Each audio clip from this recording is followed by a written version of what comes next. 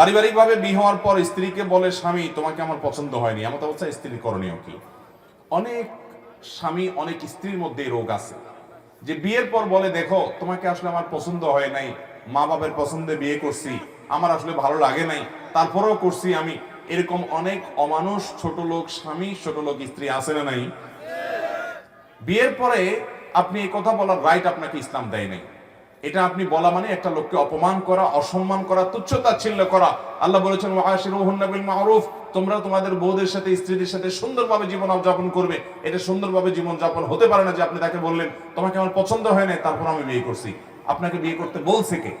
আপনার যদি অপছন্দ হয় আপনি তখনই বাধা দেওয়া দরকার ছিল। আপনি তখন বিয়ে করে এখন বলতেছেন আমার তোমাকে পছন্দ হয় নাই। এটা অবশ্যই একটি ন্যাক্কারজনক কাজ, গুনাহের কাজ, পাপের কাজ। এগুলোর কারণে আমাদের আমল বরবাদ হয়। আল্লাহ তাআলা আমাদের সবাইকে দাম্পত্য জীবনে সুখী হওয়ার জন্য এই সমস্ত ছোট লোকে পরিহার করার তৌফিক দান করুন। দাম্পত্য জীবনে সুখী হওয়ার জন্য দুইটা জিনিস লাগবে। কয়টা জিনিস ভাই? একটা হলো সবর আর একটা হলো শুকর। একটা হলো সবর আর একটা হলো আপনি যার সাথে জীবন যাপন করছেন, সংসার করছেন, তার কিছু ভুলভাল দেখছেন, সবর করবেন। ভালো কিছু পাইছেন, শুকর আদায় করবেন। এছাড়া আপনি কখনো দাম্পত্য জীবনে সুখী হতে পারবেন। আমার বিয়ের বয়স 11 বছর হয়েছে, কিন্তু আমার কোনো বাচ্চা হয় নাই।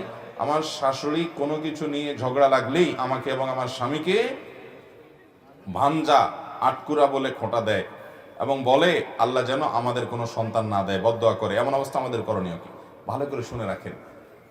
অনেক এলাকাতে এটা আছে যে কারো ছেলে মেয়ে না হলে তাকে আটকুরা, ভাঞ্জা, এটা সেটা আরো কি জানি বলে, এরকম বিভিন্ন কথা বলে। এটা এই গালিটা কাদের গালি জানেন? কোরআনে আল্লাহ তাআলা উল্লেখ করেছেন কাদের গালি এটা? কাফেরদের গালি। এই গালিটা কাদের গালি? কাফেররা। কাফেররা এই গালিটা কাকে দিত? আমাদের প্রিয় নবী সাল্লাল্লাহু আলাইহি সাল্লামকে বলতো। কেন বলতো? কারণ ওনার কোনো ছেলে বেঁচে ছিল না। বলতো তুমি নির্বংশ, তোমার বংশ নাই, তুমি মরে গেলে তোমার কোনো ছেলে সন্তান নাই, বংশ কিভাবে টিকবে? বংশ চেরা ঘাড়ি কেন বাদ থেকে জ্বালাবে? নির্বংশ বলে গালি দিত আমাদের নবী সাল্লাল্লাহু আলাইহি সাল্লামকে। কারা? কাফেররা।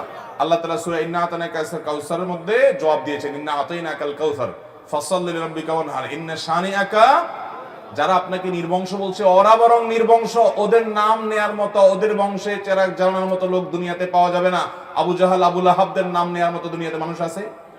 ওদের 14 গোষ্ঠী ধরে যদি গালিগালাজ করে সারা দুনিয়ার মানুষ, একটা মানুষের চোখের পানি ফেরানোর মতো আছে? আর নবী করিম সাল্লাল্লাহু আলাইহি সাল্লামকে আল্লাহ রাব্বুল আলামিন এইভাবে তাকে জিইয়ে রেখেছেন, টিকিয়ে রেখেছেন যে তার সম্পর্কে কোনো কটু কথা বললে হাজার হাজার মানুষের হৃদয় রক্তক্ষরণ হয়। তাহলে তোমাদের ছেলে মেয়ে থেকেও তোমাদের অস্তিত্ব পৃথিবীতে টিকে নাই, কিন্তু তার ছেলে না থেকেও শুধুমাত্র কন্যা সন্তান বেঁচে ছিলেন, ছেলেরা মারা গেছেন ছোট থাকতে, তারপর আল্লাহ তাআলা তাকে টিকিয়ে রেখেছেন। তাহলে কারো সন্তান না হলে, ছেলে না হলে, মেয়ে না হলে বা সন্তান না হলে তাকে আটকুরা বলা, ভাঞ্জা বলা, এটা বলা, সেটা বলা, বন্ধা বলা, নানা রকমের কটু কথা বলা, এটা কাফেরদের চরিত্র। কোন মুসলমান এটি করতে পারে? সন্তান না হওয়া কি কারোর হাতে? আল্লাহ কোরআনে বলেছেন আল্লাহ তাআলা যাকে ইচ্ছা তাকে কন্যা সন্তান দেন, যাকে ইচ্ছা তাকে পুত্র সন্তান দেন, যাকে ইচ্ছা দুইটাই দেন, যাকে ইচ্ছা কোনোটাই দেন না। ওয়াজআলু মাইয়াশা আকিমা, যাকে ইচ্ছা তাকে আল্লাহ বন্ধা করেন। অতএব এটা সম্পূর্ণ আল্লাহর ফয়সালা। বিধায় এই ব্যাপারে কোনো কটু কথা বললে সে গুনাহগার হবে, কবিরা গুনাহ হবে। এই যে সূরা হুজরাতে আল্লাহ যে নিষেধ করেছেন সে নিষেধাজ্ঞা লঙ্ঘনকারী হবে। আল্লাহ তাআলা আমাদের চরিত্রগুলো যেন সুন্দর হয় সেরকম মানুষ হওয়ার তৌফিক দান করুন।